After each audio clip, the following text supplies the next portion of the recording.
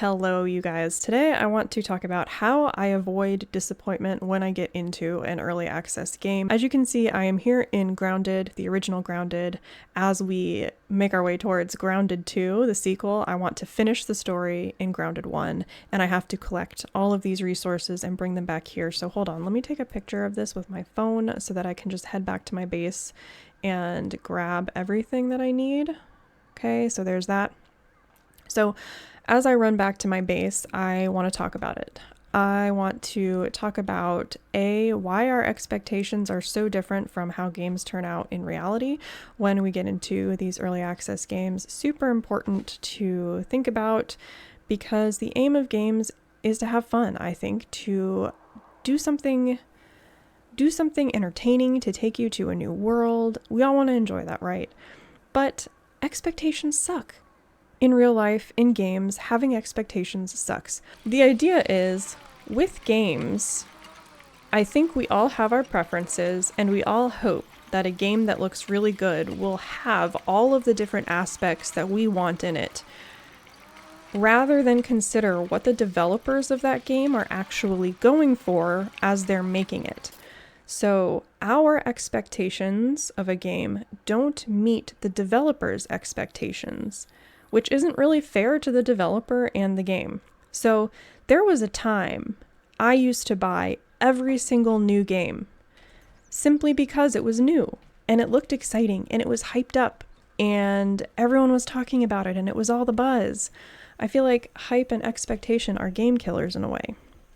So there was a time I would buy every new game, and it wasn't just to record it on YouTube or whatever, because if you go back through the channel, you'll notice that there were periods of time where I would play a game, 1 or 2 videos, and then that would be it. And I'd feel like, oh, that was kind of a dud. I didn't really enjoy it. And of course you get the people in the comments that'd be like, you weren't playing it right. Maybe it wasn't the game for you. And over time, I started to realize that, hey, maybe it actually wasn't the game for me. And I placed my own expectations of what I would like to see in a game into that game rather than taking the game for what the developers wanted it to be. So my expectations would get slashed when I would buy into some of these games. I would be pretty unhappy with games because the game just wasn't for me. Not every game is for everyone, and it took me a while to realize that. Not every game has been made specifically for you and your preferences. Okay, I already have my crossbow on the bar, so we're good to go. Let's go hunt some berries. It's always fun and grounded. So yes, I would have sky-high expectations of every new hyped-up game, and then it would fall flat. And I mean, obviously there are those lightning in a bottle games like Valheim that just do extremely well and go mostly positive review on Steam. I mean, Valheim is an awesome game, but then of course you see the ones that end up with mixed reviews, and honestly a lot of that is because certain gameplay features just fall flat, but also I think a lot of it is because players put their unrealistic expectations on it in regards to what the developers actually intended for the game. That expectation would kind of take a lot of the fun out of the gaming. And the thing is, when it happens over and over again, it becomes very tiring to get into games that you realize maybe didn't meet your expectations. You start to develop a negative vibe about games in general. And that's when you see a lot of the people like, oh, games just aren't what they used to be anymore. They don't deliver this, that, and the other. And I think a lot of that comes down to playing games that just weren't meant for you. So like, okay, I'm getting out of here before I keep getting attacked. Okay. All right, let's go back and hang these up in our base to make some berry leather. So yeah, not every game is made for everyone. And I think if people put a little more consideration into what they really like in a game before they just go and buy it and try it, that their expectations wouldn't be slashed and they wouldn't develop such a negative mindset when it comes to gaming and what is available out there.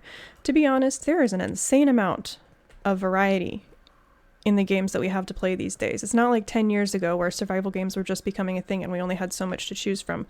We have a ton of stuff to look at now. It's not just a genre. It's got subgenres. It's got building. It's got RPG survival. It's got crafting survival. It's got like looter shooter survival. I mean, it's insane. So you really need to know what you like so that your expectations aren't slashed. Where's my... They're in here, I think, right? Yeah, okay.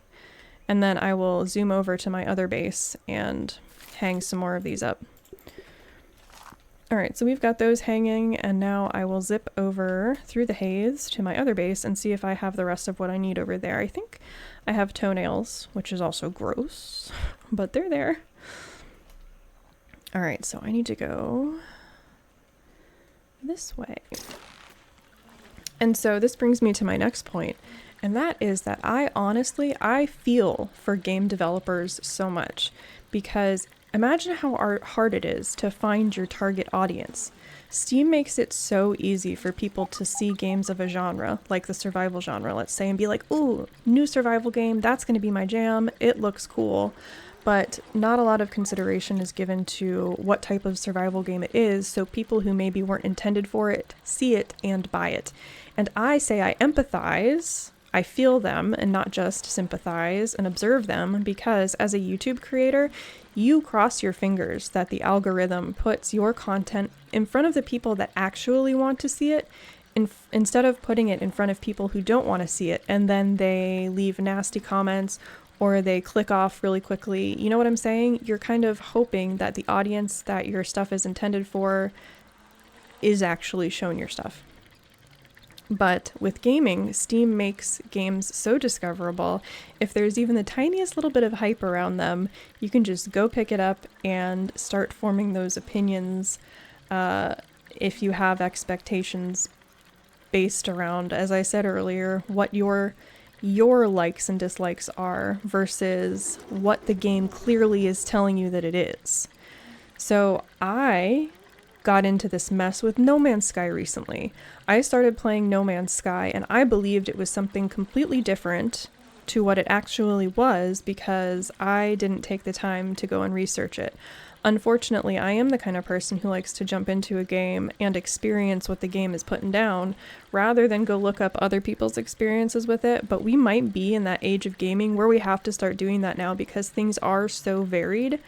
And the way you can play games varies so much. So I got into that hole with No Man's Sky, and the hype and expectation around it, because it made such a huge recovery after it first came out into early access, that's what got me in trouble. I started building up this really big hype over the game in my mind, thinking, oh, it must be the best game ever because it came back from such a rough early access start, and Hello Games has done so much, and Hello Games has done so much.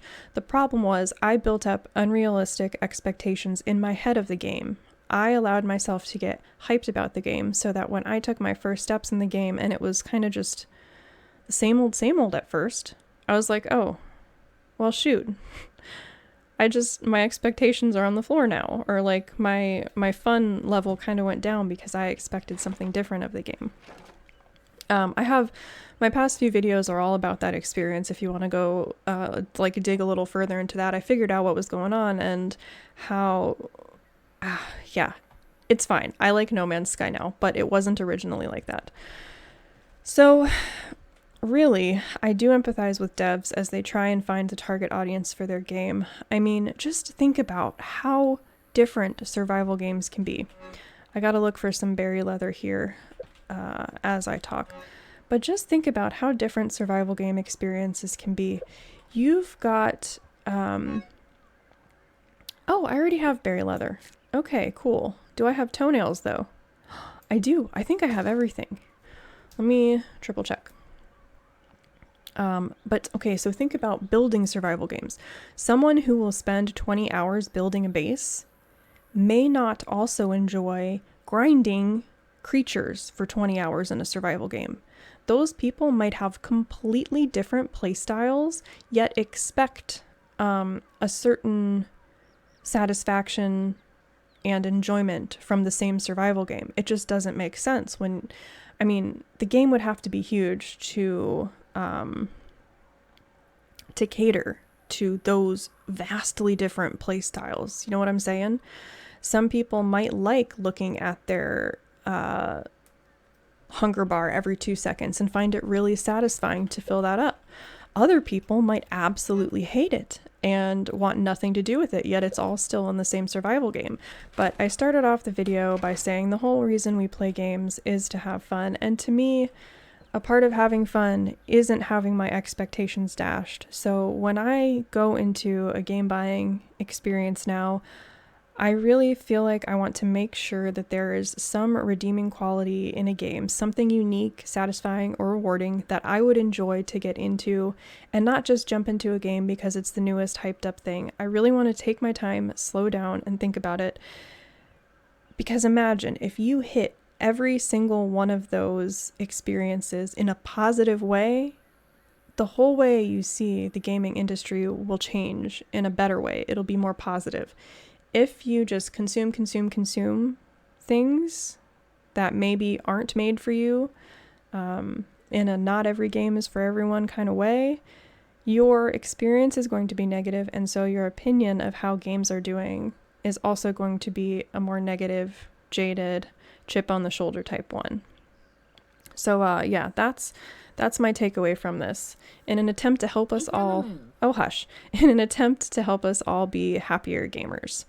And I wanted to shout out, there's a commenter who comments on my videos a lot. His name is Galkin FTW, and he knows what he likes, really has a solid understanding of what games he prefers. So most of the games I play, he's always like, this one really isn't for me because XYZ, it's the same repeat of the same thing over and over again. Honestly, he probably has a great time with his games because he knows exactly what he likes and he plays exactly what he likes, and he doesn't give games time to even frustrate him at all because he knows he won't like them. And so I'm going to try and be a little more like him. I'm still going to get into all the games that are out there and bring games I think are unique and interesting to you guys, but in an attempt to save sanity and happiness, I'm going to make sure that I'm being really mindful and aware of what games I'm getting into. So that's the spiel for today. I'm going to go finish my grounded Let's Play now.